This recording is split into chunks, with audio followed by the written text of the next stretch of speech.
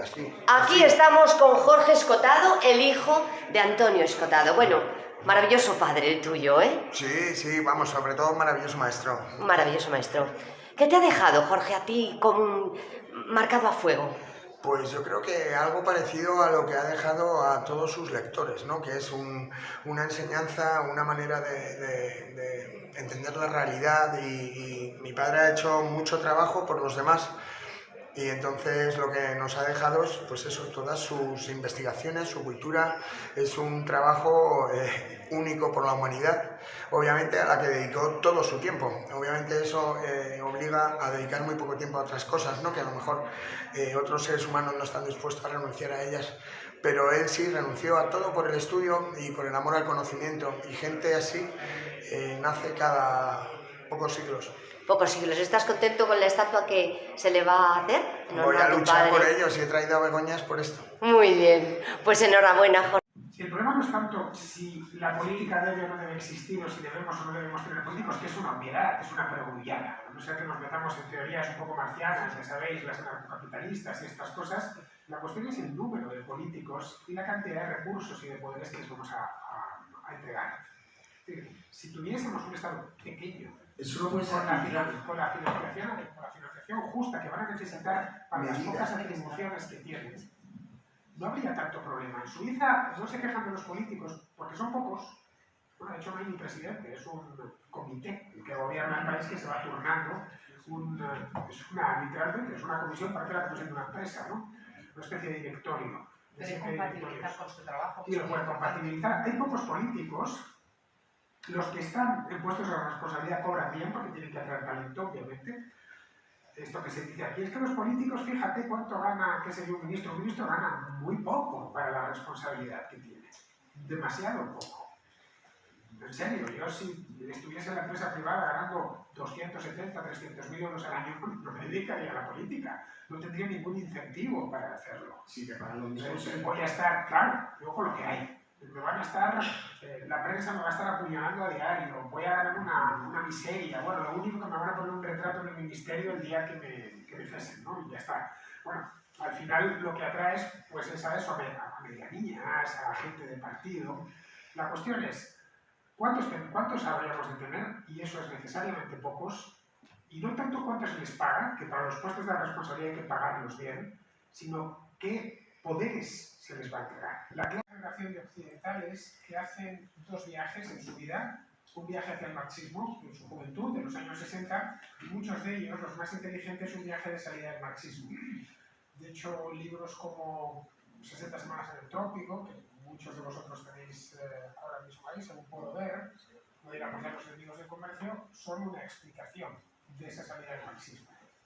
Y de una manera además muy exhaustiva, como pensaba Antonio, y la manera en la que se explicaba y trataba de fundamentar cada uno de sus asertos. Lo que le pilló toda la peste posmoderna le pilló ya en sus últimos años. Veníamos en el tren de Madrid hablando de aquella entrevista que hice a Tradición en Sevilla hace unos años. Sí. Le puse la cámara delante y le dije, Antonio, ¿qué te parece la corrección política? Se estaba hablando en aquellos años empezaba a hablarse del tema. Estaba ya Trump a la Casa Blanca y se hablaba mucho del tema. Y me dijo, tal cual, y perdonad por esto, estoy hasta los cojones de la corrección política. Tal cual, se quedó la cosa.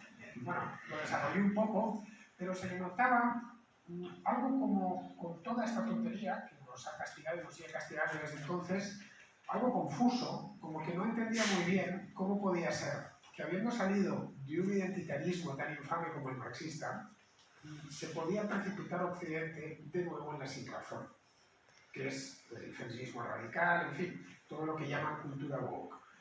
La pena es que no pudo vivir los años suficientes como para desarrollar una teoría sobre ese tema. Pero se murió tranquilo diciendo, o sea, en parte lo que él escribía era para que no se repitiera otra vez, ¿no? Efectivamente, vio las analogías, que son... Exacto, o sea, cuando tú dices esto es un fenómeno aislado, no. Cuando lo estudias de verdad, al nivel de profundidad que lo estudiaba él, reconocía que era un fenómeno cíclico. De hecho, lo que comenta ahora, lo que comentaba hace un momento Begoña, yo no quiero que me conviertan en una víctima. Normal, claro, nadie quiere serlo. Bueno, es un decir que nadie quiere serlo. Hay mucha gente que está deseando ser víctimas. Vivimos en una sociedad de víctimas. La víctima se le ha situado por encima. Y además, cuando has establecido o has dividido a la sociedad, has compartimentado en grupos de opresores y grupos de oprimidos, necesitas a esos oprimidos, esa cuota de oprimidos. Las mujeres son un grupo de oprimidos tan bueno como cualquier otro, como pueden serlo los negros, los gitanos, los homosexuales. Tienes que buscar oprimidos y si no los tienes, los fabricas. Pero claro, aquí en tanto en cuanto se ha socializado la sanidad y los gastos sanitarios, pueden decir, es que si te rompes la cabeza te voy a pagar yo la reparación. Lo que pasa, por ejemplo, con el tabaco, no fumes porque al final, cuando estés enfermo con un enfisema, voy a correr yo con los gastos. Una manera de razonar. En esto de lo que hablaba antes Begoña, había una cosa de Escota que me gustaba mucho, leyéndole, y que además se repite en varios de sus libros, sobre todo su armadura, que es a partir de los años 90, cuando consigue, con mucho esfuerzo, desencasillarse en ese personaje que le habían creado del ibicenco desmadrado que estando en la cárcel escribe un libro a favor de la legalización de las drogas, que hoy esto de legalizar las drogas es algo asumible y debatible, pero no lo era en 1987. Era como inventar la dicha, es decir, ¿cómo? Hay que legalizar las drogas, a pesar de que hay infinidad de drogas legalizadas. Ahí tenemos el whisky, por ejemplo, ¿no? O el tabaco, son perfectamente legales. Lo que me gustaba de tu padre era cómo se apegaba al hecho, a la observación, a diferencia de otros filósofos. Yo a los filósofos les tengo un poco de tirria. Como yo tengo formación de historiador, y entre los historiadores y los filósofos no suele haber buena relación, claro, porque los filósofos suelen tender a construir castillos en el aire y los hechos les dan igual. No, yo esto me he creado mi sistema y oye, que es que no es así, que luego la realidad no es así, da igual, pero debería ser así. Claro, el sistema no puede, el papel no aguanta todo, ¿no? El historiador tiende a ser preciso. Esto es, ¿ha sucedido o no ha sucedido? ¿Lo tenemos o no lo tenemos documentado? ¿De qué manera lo tenemos documentado? Pasa un poco lo mismo con el periodista honrado. ¿Tengo fuentes o tengo fuentes? Esto ha pasado, dame imágenes, dame audios, es decir, yo no puedo informar de nada de lo cual no tengo constancia de primera mano que ha sucedido, sino que lo estoy inventando. Y aunque es cierto que hay periodismo muy malo, si pretendes ser un buen periodista tienes que irte por lo menos a lo que ha sucedido. Pues en ese aspecto era un filósofo un tanto atípico. De hecho, hasta me sorprendía que se autodenominase filósofo, con lo desgastada que está esa palabra. Él iba siempre al hecho, y a partir de ahí razonaba muy bien. Por ejemplo, un razonamiento suyo era el de que la ley no está hecha para defendernos de nosotros mismos, sino para defendernos de las agresiones que provienen de los demás. Eso es una idea que se enuncia en una sola frase, pero que es poderosísima, porque descabalga no solo la prohibición del comercio de sustancias psicoactivas, como puede ser la cocaína o la heroína o cualquiera de estas, que yo no he probado en mi vida ni tengo ganas de hacerla, pero tampoco he probado whisky. No tengo, bueno, whisky sí lo he probado, ¿no? Porque me parece espantoso. Aquello.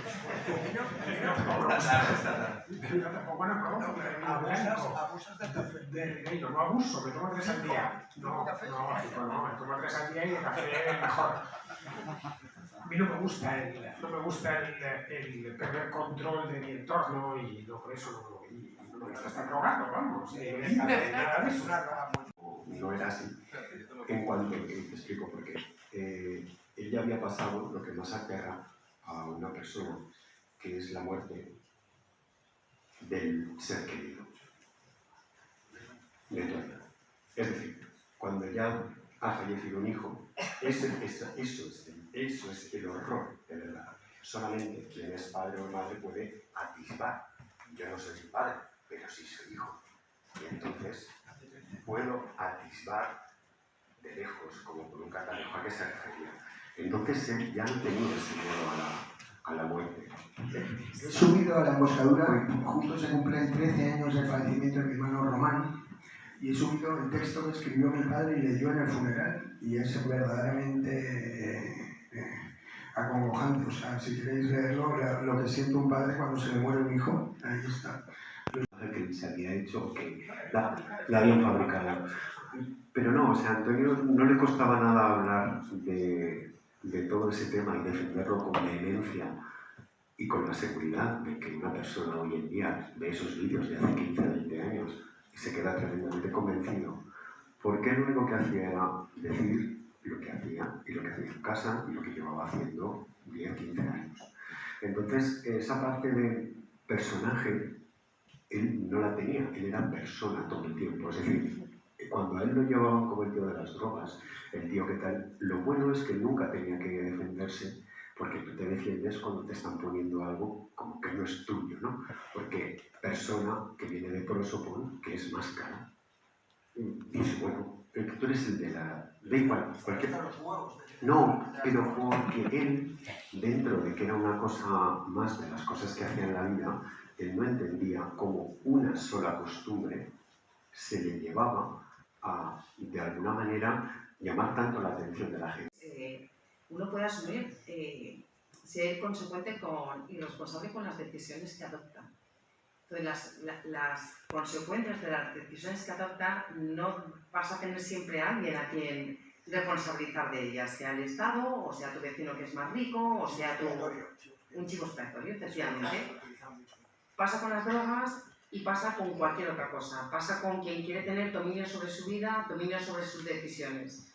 Y la eutanasia, por ejemplo, es un grandísimo ejemplo de ello. Yo creo que solo una persona que es enormemente vital y que le concede una importancia a la vida como la que le concedía Antonio, yo me considero como parte del mismo pack, yo le doy muchísima importancia a la vida. Solo a una persona como esta se le permite conceder una importancia a la eutanasia como la que tiene, ¿no? El imperio de la vida, el imperio de la decisión propia, de la decisión individual. Y en ese sentido, por supuesto que está a favor de la eutanasia, como lo estoy yo. Creo que si quieren saber si alguien es liberal o no, pregúntenle por la eutanasia. Yo tengo formación, bueno, yo soy abogada, el primer año de abogacía, no sé quién formar más, bueno, tenemos a Aristóteles que dice ubi omnibus sube societas y vius. Por tanto, para que exista el derecho, el primer presupuesto es que haya sociedad. Si no hay sociedad, no hay derecho, no tiene sentido. Uno con uno mismo no necesita el derecho, porque no hay nada que delimitar, ¿no? O sea, si yo estoy sola en una selva, no necesito el derecho para nada. Nadie te va a acusar. Sí, nadie me va a acusar y no hay ningún límite que imponer entre nosotros, ¿no? Entonces, ¿de qué el Estado va a intervenir en la decisión de mi propia vida? ¿Y qué sobre nuestros cuerpos y pensemos por nosotras mismas? Pero en el fondo no es así. En el fondo lo que quieren es tutelarnos y convertirse en nuestros padres. Al igual que hace algunos años los hombres, realmente los padres o los hermanos nos tutelaban, hay que reconocer aquí que hay dos autoras de las que prácticamente no se habla nunca. Una es Mercedes Formica, que es una grandísima olvidada, Isabel Telo, que son grandísimas olvidadas básicamente porque eran mujeres de derechas. Una de ellas era falangista y no se le reconoce los méritos precisamente por eso, pero fueron las promotoras del cambio en el Código Civil que permitió que las mujeres pues ganásemos bastante autonomía. Todo esto para decir que realmente nos quieren pues pastorear, ¿no? Entonces, estas mujeres, estas ministras que son feministas, en el fondo me tienen que decir a mí lo que tengo que hacer con mi útero, lo que tengo que hacer con mi cuerpo, y básicamente nos quieren poseer y decir por nosotras y convertirse en nuestros nuevos padres. El nuevo feminismo son nuestros nuevos padres. Vale, pero voy a seguir con el micrófono. Entonces, la gran máxima de Escotado, y yo creo que es la frase que debería presidir todas estas jornadas, todas las que hagáis, todas, es de mi piel para adentro mando yo. Había que informarse, simplemente informarse. Y las calles empezaron a desaparecer los zombies. Ahora mismo están en guetos muy seleccionados. En Valdemir Gómez, antes de que el zombie vaya a robar, inmediatamente aparece un funcionario público y le da metadona. Y al zombie le sale más rentable aceptar esa metadona que irse al centro a volver a delinquir. Así de sencillo es, ¿verdad? La política de reducción de riesgos. A lo mejor hay gente que no lo sabe, pero no he visto, creo que no se puede morir más elegantemente que como murió Antonio Escotado. Os lo digo con conocimiento de causa, pues porque llegué un jueves, fallecí el domingo, pero realmente fueron horas nada más. Y además no con una sonrisa, pero sí con una entereza y una tranquilidad y una parsimonia y una sensación, como decía él, de deber cumplido. Entonces, si todos pensamos hacia adentro un momento, la muerte es lo que más aterra a la humanidad, sin duda, es el tema, el anatema, por antonomasia. Pero reflexionemos, o sea, ¿quién cuando nos llegue este momento lo va a asumir tranquilamente, sabiendo que ha hecho lo que tenía que hacer. O sea, que quiere morirse directamente, porque ya el cuerpo no funciona bien y dice, oye, pues yo ya me quiero ir. Es muy difícil encontrar eso, ¿no? O sea, morir tranquilo. ¿Alguna comparación o algún tipo de concepto que a nosotros no nos alcanza la mente para entenderlo? Eso es el trabajo de los filósofos, de los pensadores, que es llegar a cotas que no llega la gente común. Entonces mi padre, desde luego, que le vamos a llamar Escocia en la medida posible, era un fuera de serie.